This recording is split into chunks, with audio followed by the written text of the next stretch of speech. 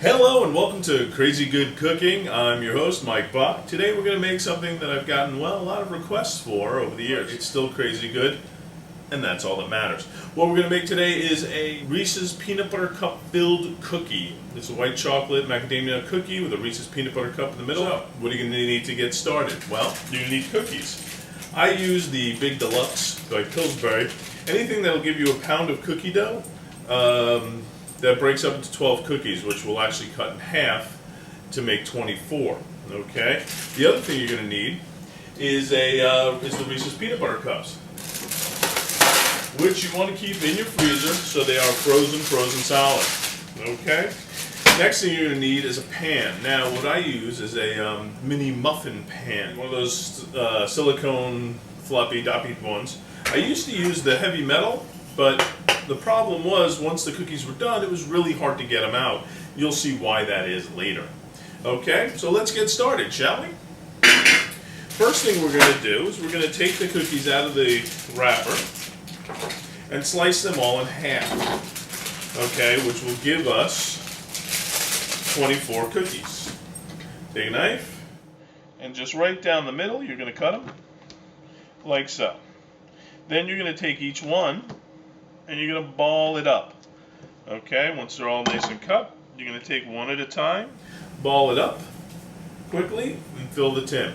While this is happening, though, you also want to preheat your oven, okay, to 350 degrees and let it get nice and hot.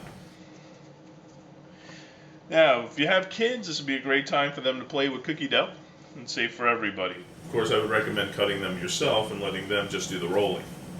Every time I make this, when I go to a holiday party, I'm asked for the recipe. People will walk around with 2-3 of these in their hands at any given time. You know who you are. Of course, once they're in the oven, you think, oh, your job is done. Really, your job is just beginning, and we'll get to that also in just a second. Just a couple more. As you can see, it doesn't really take a long time. No rocket science, which is probably why I didn't want to tell a lot of people about this recipe, because it really is easy. But shh, don't tell anybody. And then the last one.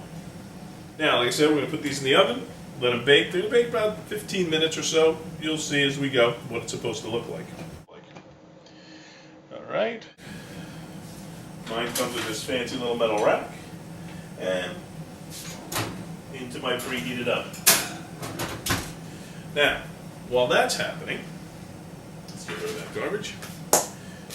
You're going to take 25 of these Reese's Peanut Butter Cups out.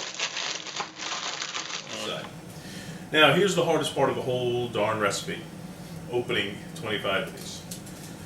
At this point, you're probably saying to yourself, hey, 25, you said they were going to make 24 cookies. And so, well, while you're peeling these, there's always going to be one that you're going to want to eat. Then you start opening. Don't forget to get the little black wrapper off. I told this recipe to somebody once. They left the black wrapper on. The cookies were not that good. Anyway, I'll be back in just a minute when these are done. Don't go anywhere. Okay, welcome back. I'm almost done now. Like I said, you could use, I'm using white chocolate macadamia nut cookies. You could use, chocolate chip, which is actually the person who originally gave me this recipe. That's what they used. But I just like the white chocolate and the macadamia nut added to it. So those are done. Whew. Okay. The next hardest step is, I don't know if your freezer looks anything like mine, but we're going to need use of the freezer. And mine is packed solid. So what we're going to do is we're going to empty all that out now into a separate cooler. So hold on one second. Let me get that. All right. This should be the end of emptying out the freezer. We're going to need that space for this for just a little bit. Prep the area, get everything ready, because once the cookies come out of the oven, we got to move fast. Let me give a little check. All right, they are cooking really well. They're not quite there yet. As soon as they're ready, I'll be back and I'll show you what they look like. All right, I just checked the cookies. They're not quite done yet. They're a little puffed over. They look like little muffins. Okay, what we're waiting for is for them to get to that point where they've expanded and then they start to contract and it becomes a little dent in the inside. Got probably another 3 or 4 minutes left. I'll see you then. Okay, they look like they're done. Let me bring them out and show you what I'm talking about. Nice and hot, so always definitely be careful with it, use mittens. And if you look, you can see they're indented, and they're kind of a little darker than you might normally take cookies. I personally always like them a little darker, but that's just me. Here's where you got to hurry though, because these are chocolate and they will melt. What you want to do is put one right in the middle of each and every one of these. Sometimes you'll see they're a little crooked, so you use the chocolate to straighten them out, make them flat. And you're going to put them in all the time. Don't worry about fingerprints because they will melt off. Off the cookie, not off your finger, so don't worry. And you want to push them in nice and firm. Sometimes you'll hit a nut, and you want to make sure that you push through it. Of course, now there's a secret. There's something coming up that I've never done before with these cookies. But today, when I was out for my walk this morning, I came up with a little idea. So I'll show you that in a few minutes once we get them into the freezer.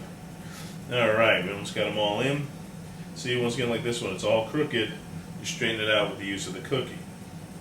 Sometimes they just don't grow right. The other thing is you want to lay down a towel in your freezer just in case. I don't think it'll melt it, but better safe than sorry, right? Get the towel in there. Don't forget it's still hot. Use the towels. Put it into the freezer and sit and let it shut. A lot of this making of these cookies is pretty much a hurry up and wait deal, so you just relax. Okay, so we'll be back in a few more minutes. What we're going to do now, what's going to happen in there is the chocolate's going to melt, and because it's still hot, and as it cools, it'll become all shiny. At that point, we're going to add our little extra special touch. I'll show you that in a minute, so don't go anywhere. Alright, welcome back. Here we go. The cookies have been cooling for, I would say, about 15 minutes now. And, ooh, don't they look lovely. There's still a little bit of a shine, which means the chocolate is still soft. And the next part that we're going to do is something I came up with today, and that's kind of like decorating. So once again, if you have kids, this is the time for them to play. Alright, you can take little M&Ms and sprinkle them on top. Pat them in so they're part of the chocolate, which is always nice. Doesn't have to just be M&Ms. Ooh, gummy bears. Now, I know that sounds weird, but gummy bears are oh so delicious in chocolate. I've had chocolate-covered gummy bears before, and they are just awesome. Let's go with a red one. Also, with holiday time, you get sprinkles or those, little Jimmy things or whatever they're called, and you could use those, and you could decorate, in red and green for, Christmas, or blue and white for Hanukkah, or what have you. Also, these Lake Nonpareils, very festive. You can take them, lay them right on top. You can stick them in sideways. Oh, maybe a gummy worm. All right, roll that up into a little ball, and squish it right on top. Hopefully it'll stay. Maybe it won't. Now, we'll put it back in the fridge. You know it's going to be done when it's a dull finish on top, and it's going to take a while. So just put them in, sit back, and relax. See you in a minute. Alright, it's been about 45 minutes since we put the cookies into the freezer for the first time. They should be just about ready. Let's take a look.